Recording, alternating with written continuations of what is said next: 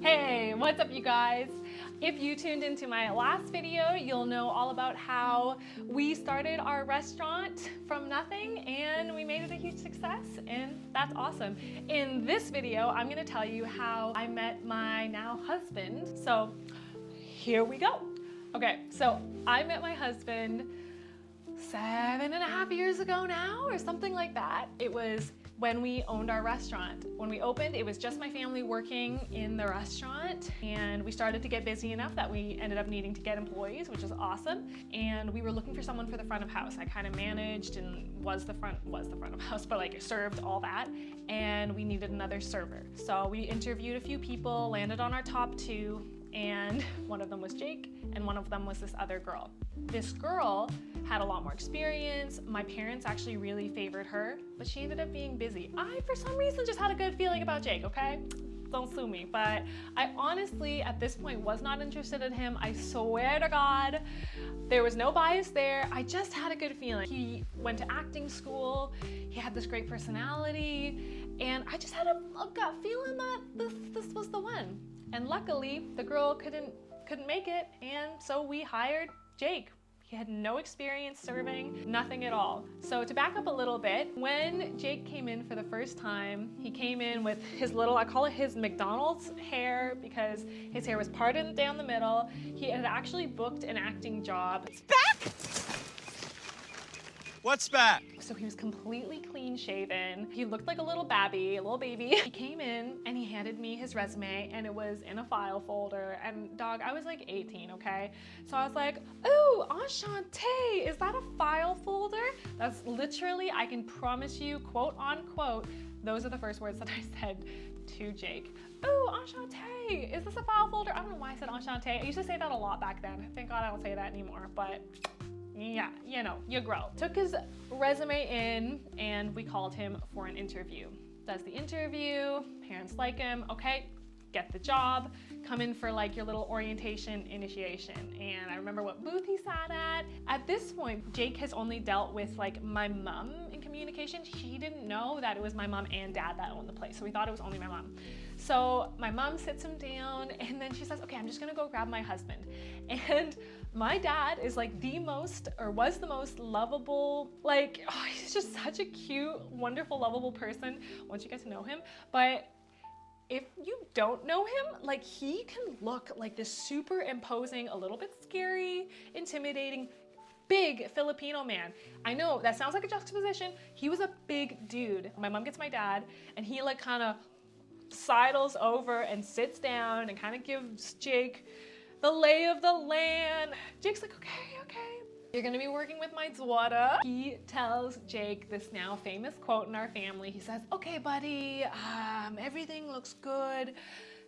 Just don't fuck it up. He's like, yes, sir, okay. So Jake starts and we develop like a good banter, friendship-ish, like pretty early on. We just had amazing chemistry right from the get-go.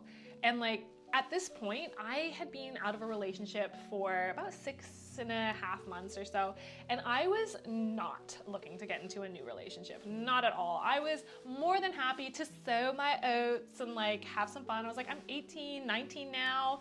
I'm just like chilling. And I just had this feeling again, this kind of gut feeling that the next relationship I got into was gonna be a more serious, more long-term relationship. I'm not gonna say like my husband, but like I had a feeling at this time that the next relationship I would get into would be a lengthier one. And so I wasn't looking to get into anything too serious or whatever. I just wanted to date around, have some fun. And I was also in a new city, just trying to make friends for all that, just trying to make some friends, that's it. Jake and I, we're getting on well, and okay, I'm not trying to hype myself up or anything, but you girls know when a dude likes you. You just know. There's like a shift and you're like, damn, we were friends and I can tell you interested, which like is very flattering, very nice, but sometimes you ain't interested. And I, for one, was not very good at dealing with rejecting people, especially in the situation where we literally needed Jake, and it was our family business. We were obviously all worked very close together, and it's just a weird position to be in. Plus, like, I was like, oh my God, like we need this dude. We finally just get him, like train him up. He's like literally Jake was a gem of an employee. Regardless of our relationship, Jake was an amazing employee. So I was like, we can't lose him. I can tell there's a little something there.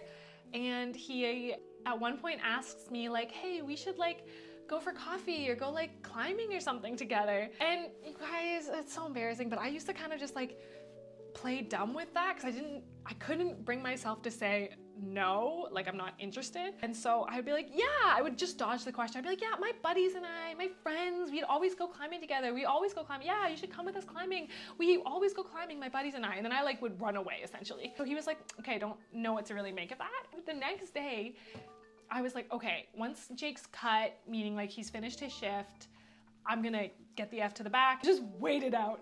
And so he decides that he's gonna wait for me to come out and sits in one of the chairs and just waits. And I was like, oh fuck, he's not gonna leave. So then I was like, okay, I'm gonna have to like bite the bullet and come out. And so he comes out and he's like, oh, hey Phoebe, can I talk to you? I was like, sure, he, about what?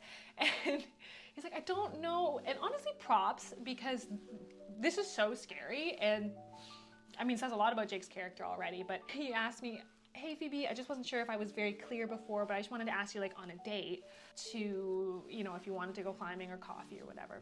I said, oh, now confronted with like the bluntness, I was like, well shit, now I literally have to reject you. So I said, oh, well, I would, but we work together. So we, you know, like I would, but we work together. So I, you know, I can't, but thank you. It's so sweet of you. But you should come climbing with us just to be friends and like kind of normalize things, whatever. So come climbing with us. At this time, I swear to you, I was not like, had no inklings of even like dating or whatever, Jake. I was not interested. It's funny how your type can change, okay? At the time, my type was like rugged mountain man, rock climber, like dude. And like this is just like a preference thing. I'm not like saying that these, like Jake, I find he's the most attractive man in the world now. Like he always was. But at the time, I was like, not interested in blondes. I didn't like the clean shaven. He said that he was a gamer. I was like, well, I want a climber. He doesn't climb. He used to play hockey. A lot of these things I just actively, I was unattracted to. And then things, yeah, it was just so funny. He had this mix of things. I was like, not interested, Jake. So we lived really close together at the time. And I was like, let's normalize things, come climbing with me. So we start climbing together and we start carpooling together. We start growing closer and closer. And if y'all know me, I'm a grandma. I go to bed real early, especially at the time, because working at a breakfast restaurant, we got up really early. So sleep was a precious thing. He would drop me off at my place or his place, but we would end up speaking, like chatting in the car for hours after. It would be like 11 or 12 a.m. And I was like, oh my gosh, I have to go to sleep. But we just were really vibing. I remember he just made me laugh so wholeheartedly and fully, and I always laughed with him. And I didn't feel like with Jake I ever had to put on airs at all. Like the airs came off so quickly, and I always felt like I really wanted to be vulnerable and be myself and sharing my life with him. And I never really felt that with anybody else. And I had a date with another dude, actually. I went on a date with another dude, and it was our second date. And it's not that the date went bad or anything, but I could just tell during this date that he was trying to be funny. And I remember thinking, wow, I've never laughed genuinely at all. This entire time, I've never laughed genuinely.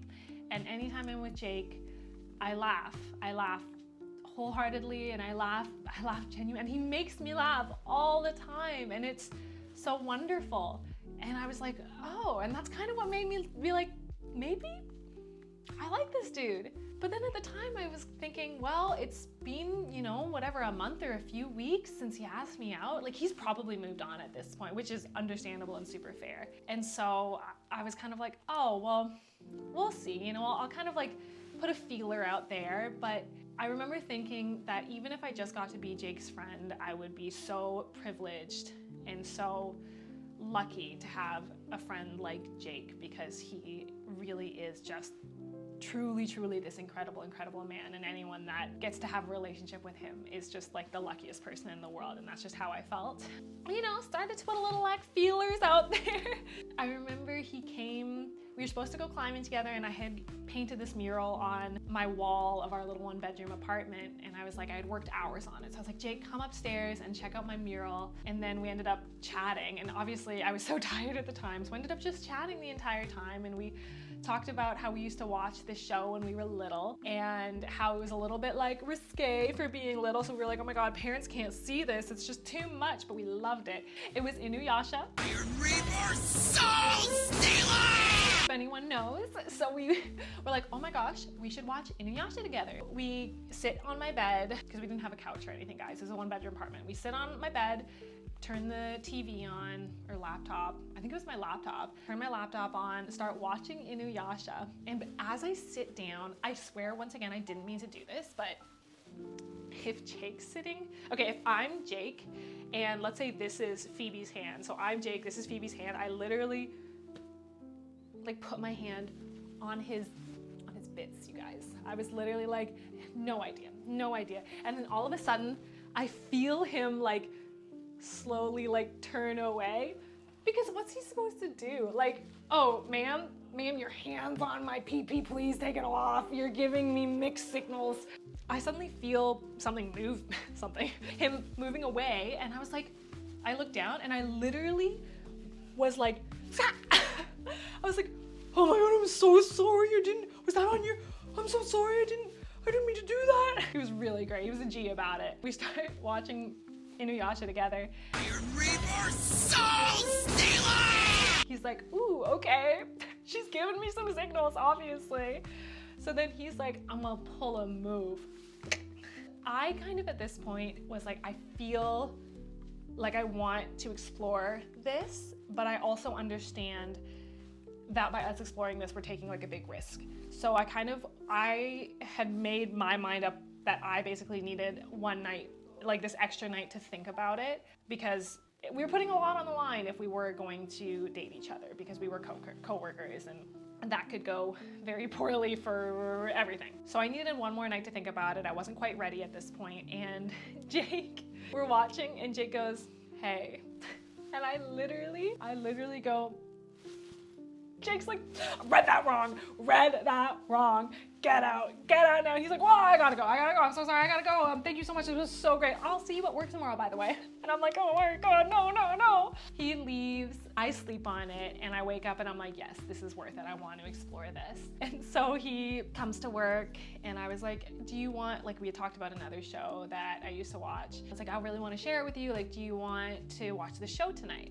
And I remember it was a Saturday night. Weekends were our busiest days, and we were up an hour earlier for the weekend. So once again, sleep was really important to me, okay? So I was always thinking about it. So if I sacrificed sleep for you, you definitely meant something to me, right? So I was like, we should watch this show together. It just happened that Jake's parents weren't at home at this point. Obviously, we both lived with our parents at the time, being so young. And we still do, okay? It's hard right now, it's hard, don't judge us. He says, yes, we definitely should. So I go over to his place after work, and I remember sitting, like he sits on the couch, we turn on the TV, and the thing is, once I make my mind up, I'm like, no holds bars, I don't play games, you know what I mean? I was like, okay, I'm in now. And so he sits on the couch, and I sit on the couch, and I literally like do the thing where oh my God, you can't see me. I do the thing where I like drape my legs on him. This guy is so respectful and so sweet. And so he puts his hands like on my like thigh or on my legs, I guess. And he says, is this okay?